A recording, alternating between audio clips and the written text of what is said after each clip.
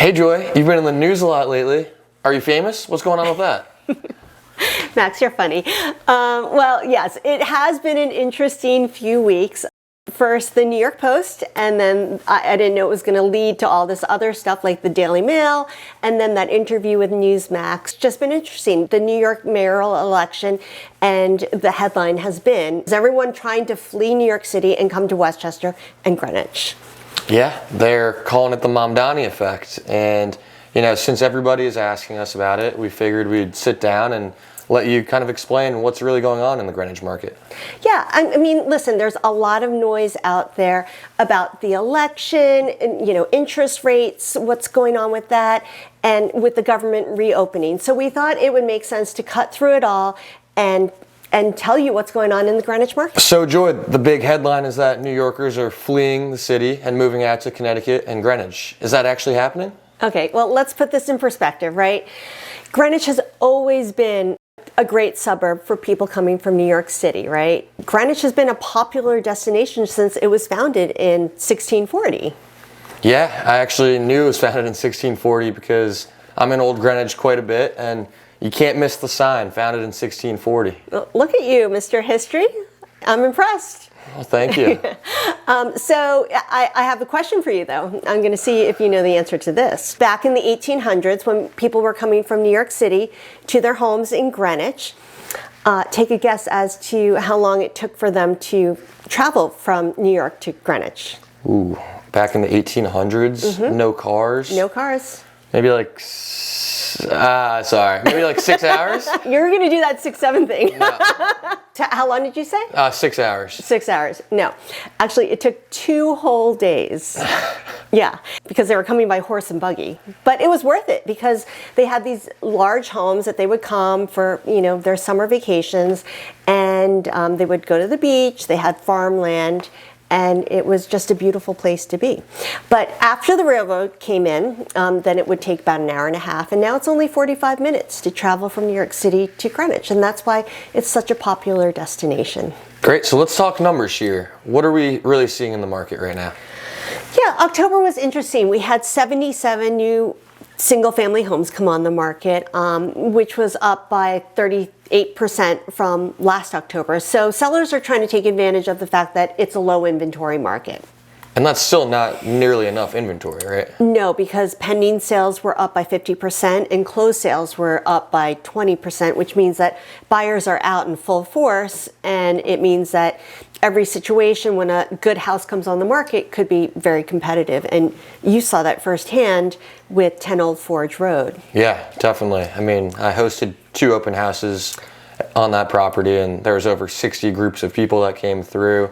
I know we had 8 offers on the home, and it ultimately sold for around $600,000 over asking price. Yeah, so again, with inventory so low, it means that prices have risen, and year over year, average prices are up by 14%. So the Greenwich real estate market has their own seasons, and for people that are new to real estate out here in Greenwich, could you just explain those different seasons? Sure. Well, first let's talk about the spring market, because people, when they think of spring, they think, you know, bunnies and flowers, right? And they think spring starts in April. Our spring season actually starts after Super Bowl Sunday. And why is that? What's so important about Super Bowl Sunday? Well, Super Bowl Sunday is usually in February, right? You know more about football than I do, right? Yes. And so that is typically when Wall Street, since we're very Wall Street driven, we're close to New York City, they get their bonuses, so people know how much money they're working with. And it's also when, if people are thinking of sending their children to private school, they get their private school acceptance letters, and they need to make decisions. Are they going to send their child to private school or not? And so then they come out to the suburbs and they are trying to decide where they're going to live. And so it's kind of musical chairs of where they're gonna, you know, this is when our whole market churns. And then there is the fall season, which is a little bit more, there's disruptions because of the holidays. Mm-hmm. So we have the Jewish holidays, we have Thanksgiving, and then the December holidays. And summertime is usually quieter, and that usually starts around Memorial Day. But this year was different. We were busy all summer long. Thank you for explaining that. It's very helpful. And yeah, just going back to the summer, I know this summer was super busy, and yeah, it actually started like right after the primaries. It just continued on. So yeah, we didn't really have much of a break this summer like we usually do. So we just got back from the Zillow conference and spoke to a lot of different team leads from across the country, and unfortunately, it sounded like a lot of these businesses in other parts of the country were down this year. Yeah, it is interesting because, different parts of the country are struggling with the rising interest rates. But Greenwich has always been very unique in that sense.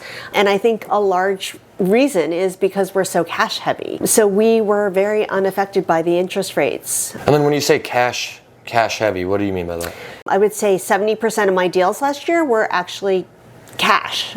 Great. Yeah. Okay. And just kind of transitioning towards our team, while the rest of the country has kind of seen a down year, it felt like last year was a great year for your team, and you all did over $227 million of volume. How are things going this year? Very low inventory market with only 93 homes on the market. We're at 275 million year to date, which is much better than what we did in 2024. That's great. Wow. Yeah. And how are you able to keep taking strides forward even with the low inventory? Yeah, a big part of that is with a team as large as ours with 16 agents.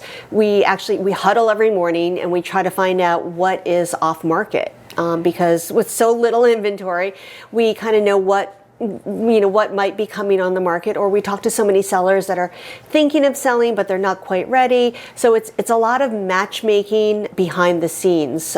So that's how we've been able to make a lot of these deals happen, which is a lot more legwork, but we're able to make the matches happen. So let's wrap this up and talk about what people really need to know. New Yorkers are moving to Greenwich, but this isn't new. What's new is the urgency and the lack of inventory. And second, if you're thinking about buying, you can't wait for the perfect time. With only 93 homes on the market, hesitation might not be best for you. And third, if you've been thinking of selling, this might be your time, because with so little inventory on the market, it means that there's going to be more eyes on your home, which could mean more offers and a higher price. And fourth, whether you're thinking of buying or selling, you need a team that knows this market inside and out. We have 16 specialists on our team, and we know the off-market opportunities, and we also know the stories behind every sale, which can be so important because, sometimes there is a house that is sold furnished, and sometimes there's a house that's sold